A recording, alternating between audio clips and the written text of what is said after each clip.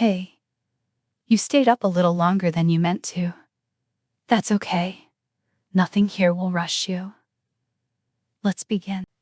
The station building settled after midnight, the way old places did when no one was watching. Air ducts ticked as they cooled.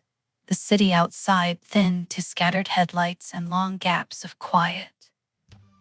Evan Mercer had learned to love this hour. He was better at listening when the world wasn't competing with him. He sat at the console with his jacket still on, chair angled just slightly off-center the way he liked it. A chipped mug rested by his right hand. The coffee inside had gone cold an hour ago. He would drink it anyway. The song on air was nearing its end.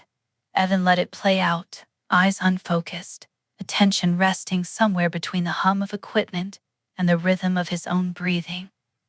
When the final note faded, the silence felt complete. He reached for the mic. "Good morning," Evan said, softly. Not because the hour demanded it, but because someone out there might need to hear it. "You're listening to the overnight. I'm here." The callboard was dark. That was normal. Most nights it stayed that way for long stretches, broken only by the occasional voice that needed somewhere to land. Evan adjusted a fader, letting a low bed of music sit beneath his words. He had learned long ago that silence frightened people less when it was held gently. He was midway through his first sentence when the click came through his headset. Not a ring, not static, just a clean, unmistakable connection. Evan stopped speaking. His eyes dropped to the board by instinct. No lights, no line indicators, nothing waiting to be answered.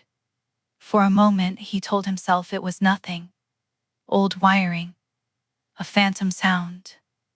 The kind of glitch that happened when equipment aged alongside the people who used it. Then a breath came through the line.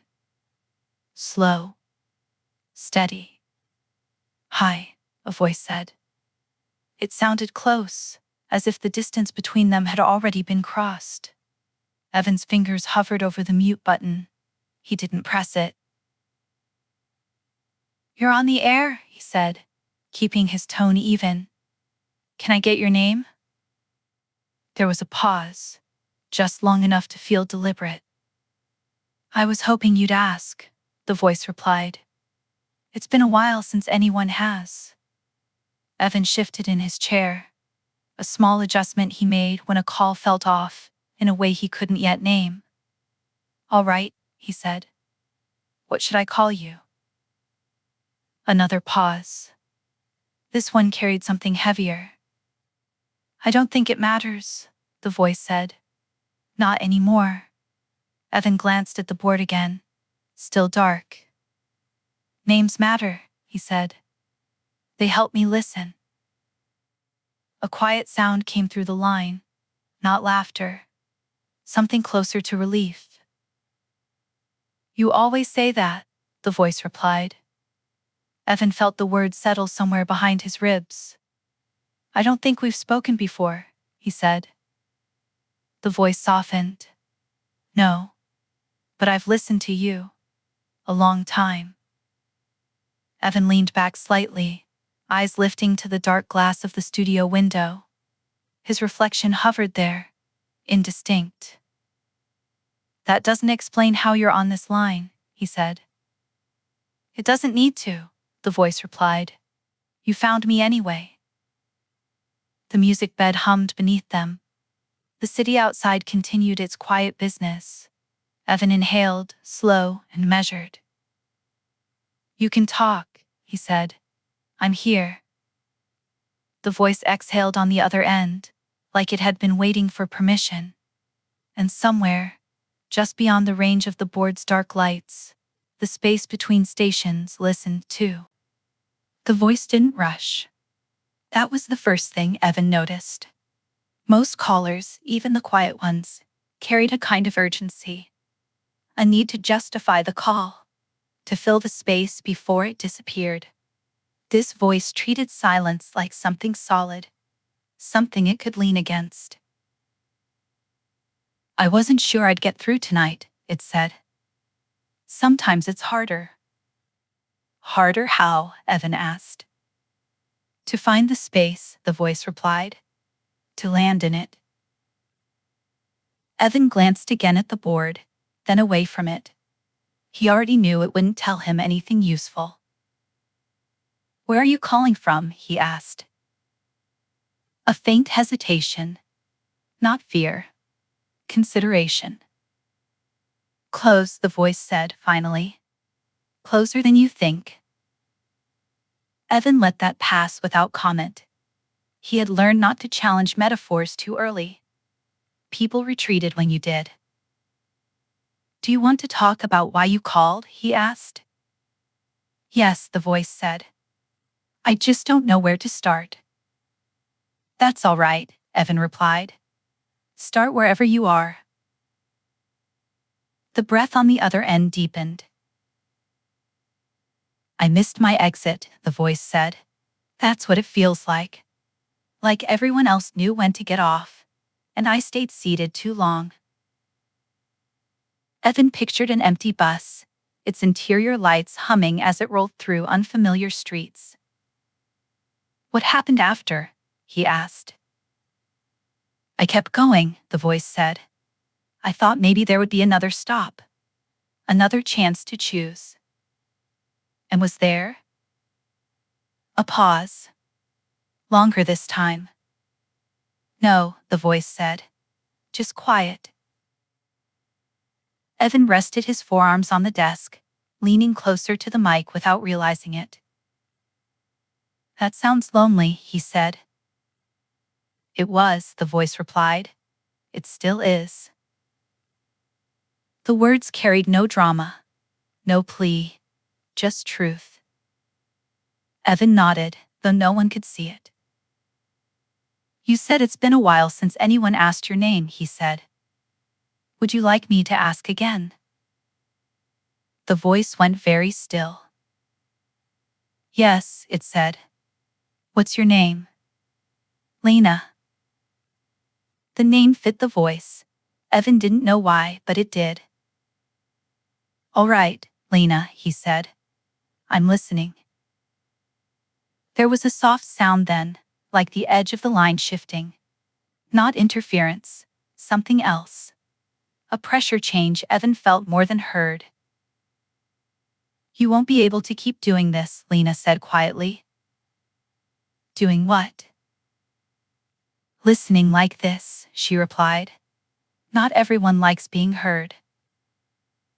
Evan felt a faint chill move up his arms. Is someone stopping you from talking? He asked. No, Lena said. They just don't like doors being left open. Evan's gaze flicked once more to the board. Still dark. Who's they? He asked. Lena hesitated. When she spoke again, her voice was lower. The ones who stayed too long, she said, and the ones who left too early. Evan took a slow breath. You're safe here, he said. It wasn't a promise, it was a statement of intent. I know, Lena replied. That's why I found you. The line crackled softly, the first true distortion since the call began. I don't have much time, Lena said. I just needed you to know it's starting again. What is? Evan asked. The listening, she said. You'll hear more of us now. Some will sound like me.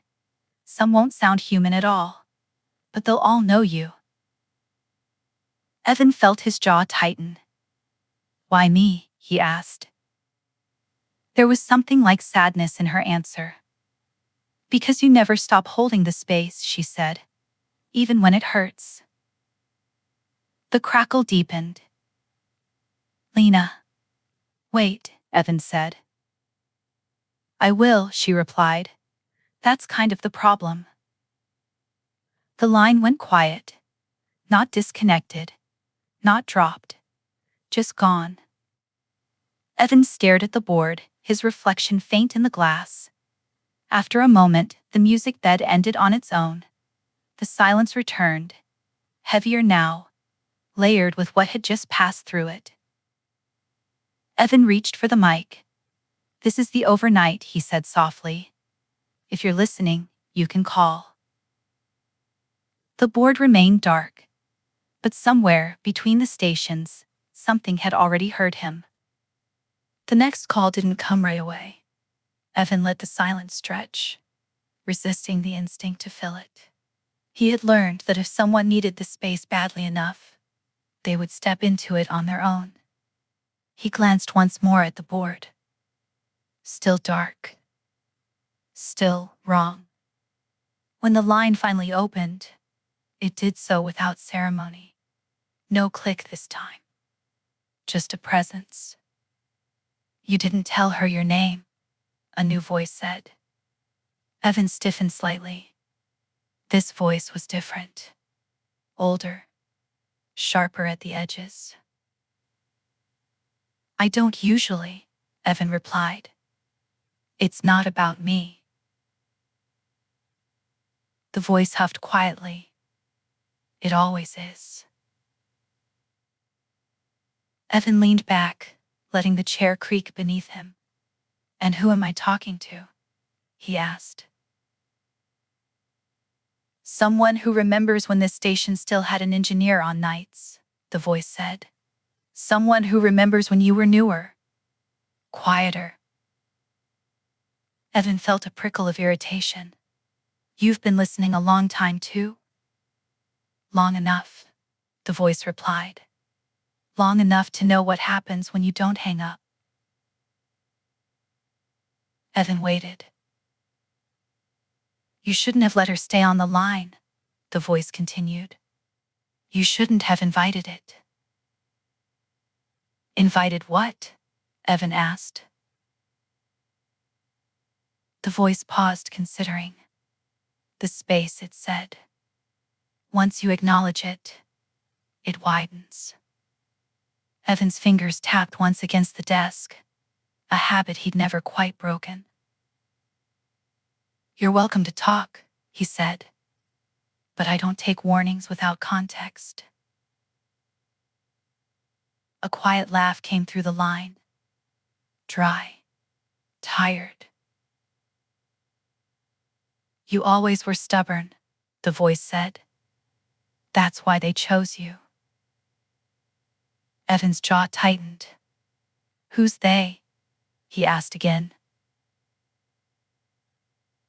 The voice sighed. "You'll hear them soon enough." The line went dead before Evan could respond. The board lit up 5 minutes later. This time, the light stayed on. Evan answered immediately. The voice on the other end was young, too young, to be calling at this hour. "Is this the place where people listen?" the voice asked. "Yes," Evan said gently. "It is." There was a sniffle. Then a breath steadied with effort. "I don't know why I can hear you," the voice said. "My radio isn't even on." Evan closed his eyes. "Can you tell me where you are?" he asked. "In my room," the voice replied. "Everyone else is asleep. I didn't mean to call. I just thought about you." Evan felt something shift in his chest. "That's all right," he said. "You didn't do anything wrong." The child hesitated. "Am I supposed to go somewhere?" Evan chose his words carefully. "Right now," he said. "You're here, and that's okay." The voice let out a long, relieved breath. "Will you stay until I fall asleep?" the child asked. Evan glanced at the clock. Plenty of time left in the night. "Yes," he said. "I can do that." The line stayed open, quiet, breathing on both ends. When the call finally faded, it did so gently, like someone slipping into rest. Evan sat very still afterward. By the time the next call came through, Evan no longer questioned the board. He answered on instinct. This voice carried anger, tight, coiled, barely contained. "You don't understand what you're doing," it said immediately. "You're making it worse." "Who am I talking to?" Evan asked. "That doesn't matter," the voice snapped. "What matters is that you're changing the balance." Evan leaned forward. "There are people on the other end of these lines," he said. "People who need to be heard." "And some who don't," the voice replied. "Some who were never meant to be." The words landed hard. "That's not your call," Evan said quietly. A harsh laugh. "It isn't yours either." Evan felt the hum of the equipment deepen, vibrating faintly through the desk. "You think listening is neutral?" the voice continued. "It isn't. It's an act. And acts have consequences." Evan's reflection in the glass looked older somehow, more awake. "Then talk to me," he said. "Tell me what you're afraid of." The line crackled violently. "I'm afraid," the voice said, suddenly unsteady, "that once they realize you won't close the door, they'll start asking you to walk through it." The connection severed abruptly. The board went dark. Evan exhaled slowly, heart beating heavier now, but steadier too. Outside, the city shifted. Somewhere, a siren wailed and faded. Evan adjusted the mic, voice low and calm. "This is Evan," he said. "You're listening to the overnight, and I'm here." The silence that followed felt different than before. Not empty. Waiting. The first call of the new hour came through just after 2. Evan noticed the difference immediately. This one didn't arrive gently. The line opened with a faint distortion, like the sound itself had to push its way through. "You're still here," the voice said. It wasn't a question. "Yes," Evan replied. "I am." A pause followed, longer than most. Evan could hear movement on the other end, the subtle scrape of fabric, a breath drawn and released. "They told us you wouldn't leave," the voice said. Finally, Evan felt a familiar tightening in his chest. "Who told you?" "The ones who listen back," the voice replied. "The ones who stay just close enough to hear their own names." Evan rested his palm flat on the desk, grounding himself. "You can talk," he said. "Start wherever you need to." The voice let out a short, humorless laugh. "That's the problem," it said. "I don't know where I am anymore." Evan pictured the dark stretch of road outside the station, streetlights spaced too far apart. "Can you tell me what you remember?" he asked. "I remember leaving," the voice said. "I remember thinking I'd come back. I remember the door closing behind me." Evan swallowed. "And after that?" Silence. Then quieter. "After that, I started hearing you." The hum of the equipment deepened slightly, as if the room itself had leaned closer. The next call came less than a minute later. This voice sounded familiar in a way Evan couldn't immediately place. Middle-aged, careful. The kind of voice that chose its words like they might be reused later. "I don't belong with them," the caller said. Evan didn't ask who they were. He already knew. "Tell me what happened," he said. "I stopped calling," the voice replied. "That was my mistake." Evan's brow furrowed. "You used to call in?" he asked. "Yes," the caller said. "Years ago. I'd listen every night. Sometimes I'd dial and hang up before you answered. Sometimes I'd stay on the line and say nothing." Evan remembered the empty calls, the dead air, the breathing he'd never been able to trace. "And now?" Evan asked. "And now I hear the others," the voice said. "They don't sound like people anymore." Evan felt a chill creep up his arms. "What do they want?" he asked. The caller hesitated. "They want to be finished," they said. "But they don't know how." Evan leaned closer to the mic. "Do you?" he asked. A long exhale answered him. "No," the voice said. "But I know you won't hang up on us." The line faded slowly, leaving behind a pressure that lingered, even after the sound was gone. By 3 a.m., Evan could feel the night changing. The calls weren't just arriving. They were overlapping. Lights flickered across the board in brief, uncertain bursts, as if the system itself couldn't decide which voice should come through first. When Evan answered the next line, the voice that greeted him was strained, tight with restraint. "You can't keep doing this," it said, the same warning voice as before. Closer now, sharper. "I am," Evan replied. "That doesn't mean you should," the voice snapped. "You're thinning the boundary." Evan took a slow breath. "I'm listening," he said. "That's all." "That's never all," the voice replied. "Listening creates echoes." The board flickered violently now, lights blinking in no discernible pattern. "You don't get to decide who hears you," the voice continued.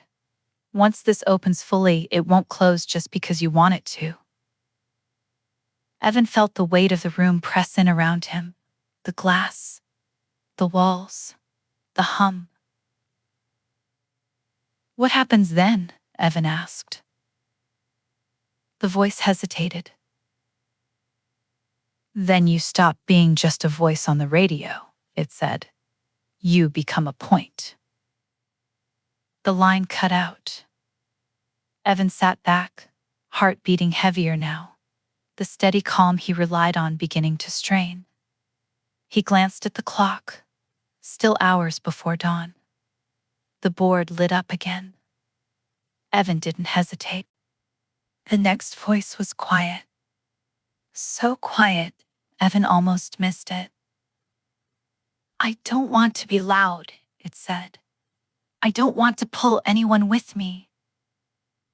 Evan softened his tone without thinking. "You don't have to," he said. The voice sounded relieved. "I found you by accident," it said. "I was trying to hear my sister." Evan closed his eyes. "What's her name?" he asked. "Maribel," the voice replied. "She used to listen to you every night." Evan felt the name settle gently into place. "I think she's here," the voice continued. "Somewhere close. I just don't know how to reach her." Evan paused, choosing his words. "You don't have to reach her tonight," he said. "You can stay here instead." The voice trembled. "Is that allowed?" Evan looked at the board, then past it, as if the answer might be written somewhere else. "Yes," he said. "It is." The line held for a long moment, then softened, like something easing its grip. When the call ended, Evan noticed something new. The hum of the equipment had changed pitch. Lower now, deeper, as if the station itself had begun to resonate with the voices passing through it. Evan reached for the mic, steadying himself. "This is the overnight," he said. "I'm listening." Outside, the sky remained dark. But somewhere beyond the visible spectrum of sound and signal, the space between stations was no longer empty. It was gathering. The first sign that the night was turning against him was the silence. Not the comfortable kind Evan knew how to hold, but a taut, waiting quiet that pressed against the walls of the studio. The board stayed dark longer than it should have. The hum of the equipment deepened again, settling into a low vibration Evan felt through his forearms where they rested on the desk. He realized he was holding his breath. Evan exhaled slowly and adjusted the mic, grounding himself in the familiar weight of routine. "You're listening to the overnight," he said. "I'm here." The words felt different now, less invitation, more anchor. The line opened without warning. "You sound tired," a voice said. Evan straightened. This voice didn't carry fear or urgency. It carried recognition. "I've been busier than usual," he replied. "Yes," the voice said. "We've noticed." Evan frowned. "Who is we?" A pause, then a careful answer. "Those of us who remember when you stopped answering." Evan's chest tightened. "I didn't stop," he said. "You did," the voice replied gently. "After your father died." The room seemed to recede slightly, as if the walls had stepped back. "You stayed on air," the voice continued. "You kept the mic live, but you stopped listening the way you used to." Evan's fingers curled against the desk. "That's not fair," he said. "No," the voice agreed. "But it's true." Evan closed his eyes. He hadn't meant to pull away. He just narrowed things. Learned how to survive the quiet by keeping it shallow. "What do you want from me?" he asked. The voice hesitated. When it spoke again, it sounded almost apologetic. "We want you to hear yourself." The line went dead. The next call came through on a line that shouldn't have existed. A light blinked on the board Evan had never seen before. Smaller, dimmer, positioned just below the others, half hidden by the console's frame. Evan stared at it. His hand hovered over the fader. "You don't have to answer that one," a familiar warning voice said suddenly, cutting into his headset. "That line isn't meant for you." Evan swallowed. "If it's here," he said, "it's meant for someone." "Not everything that calls you deserves an answer," the voice snapped. "Some doors exist for a reason."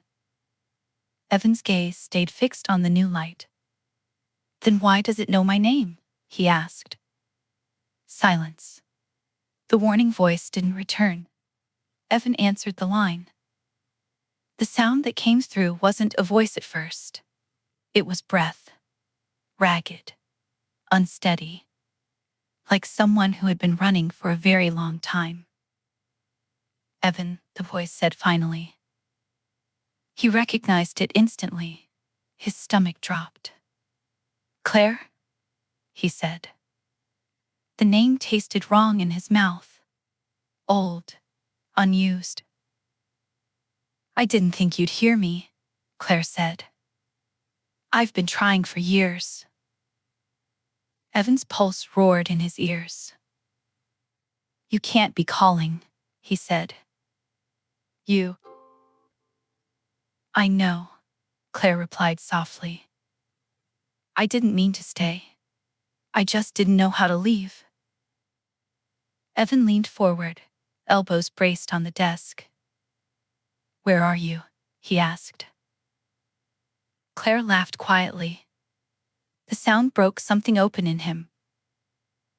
That's the problem, she said. I'm everywhere I didn't say goodbye. The hum in the room deepened, vibrating through the glass. I heard you again tonight, Claire continued. You sounded like yourself. Like you used to. Evan's throat tightened. I should have stayed, he said. I know, Claire replied, but you didn't. They sat in that truth together, the silence between them heavy but not cruel.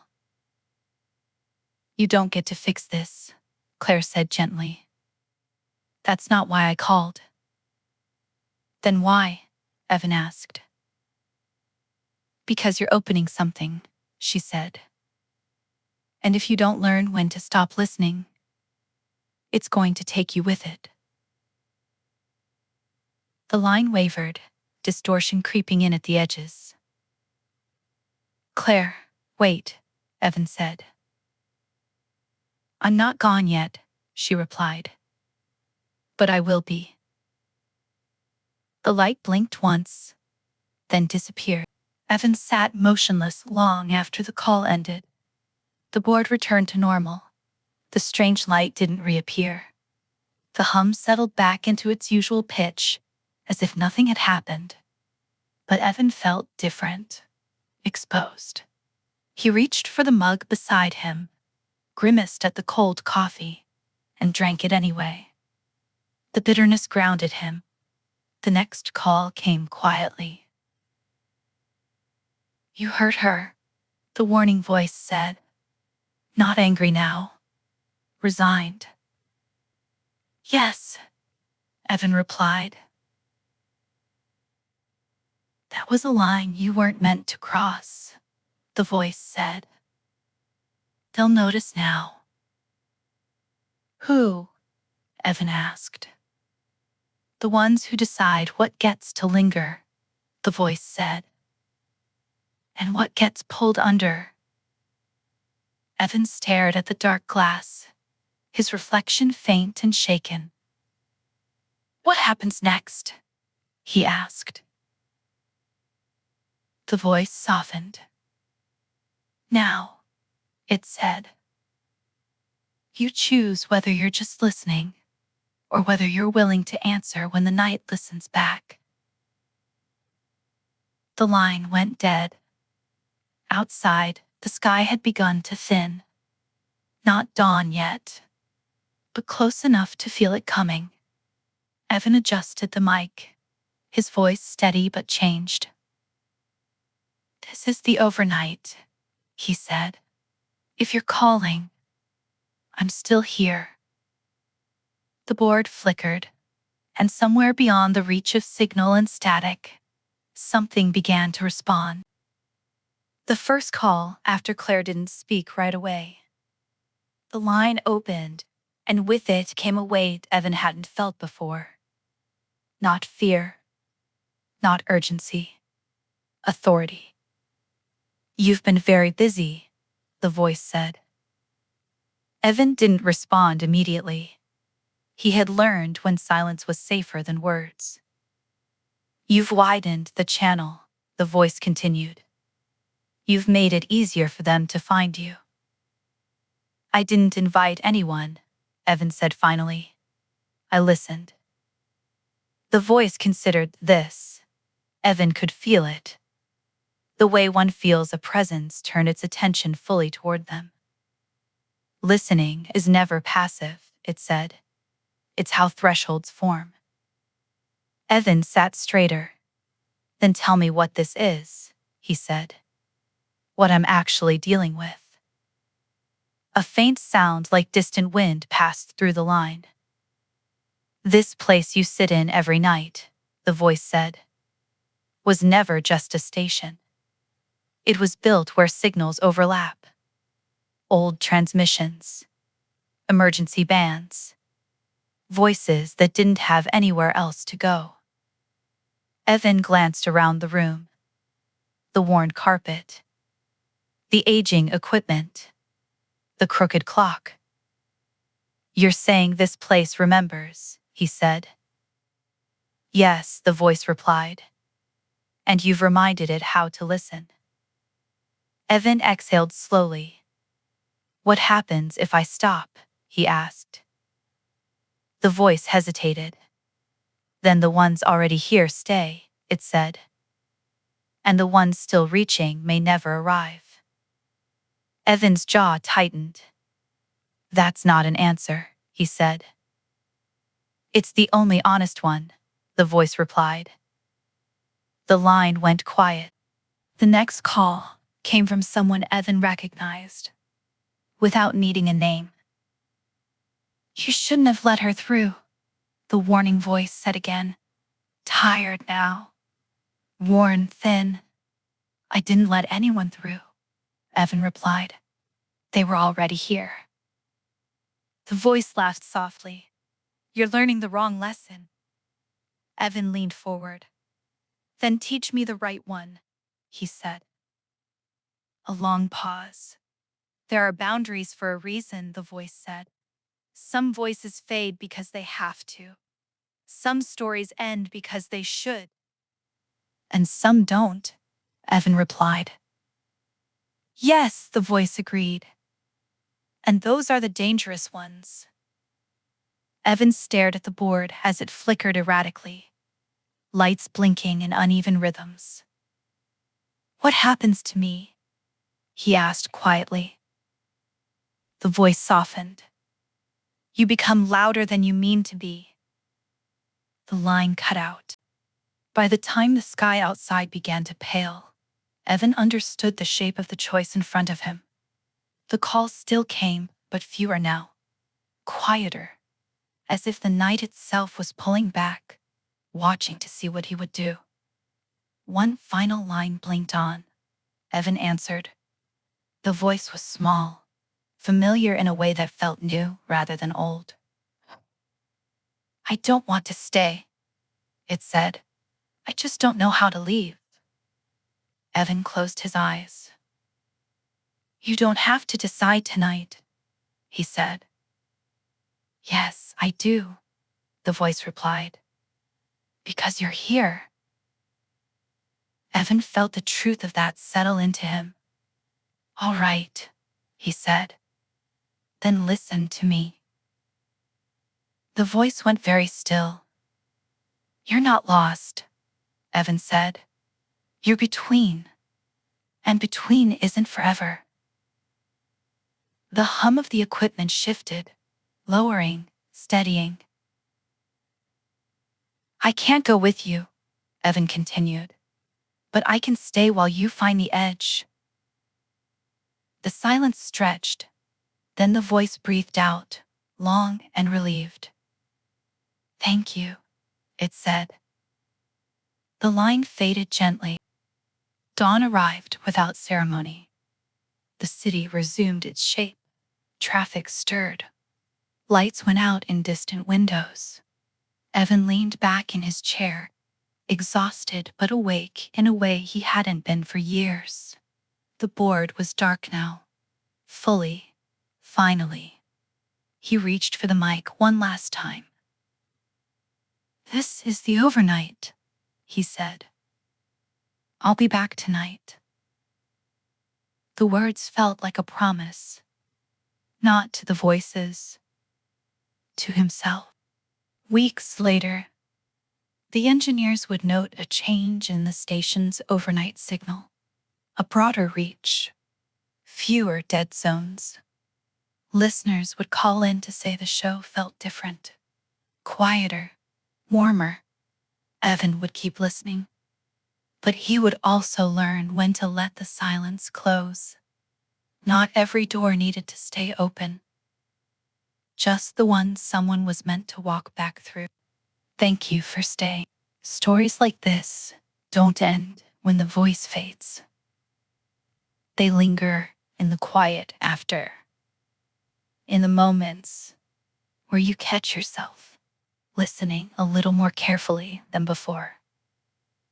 If this story found you late, that's all right. If it followed you into the day, that's all right too. Some signals don't stop just because the broadcast does. This has been Static Between Stations. I'll meet you again when the night opens its door.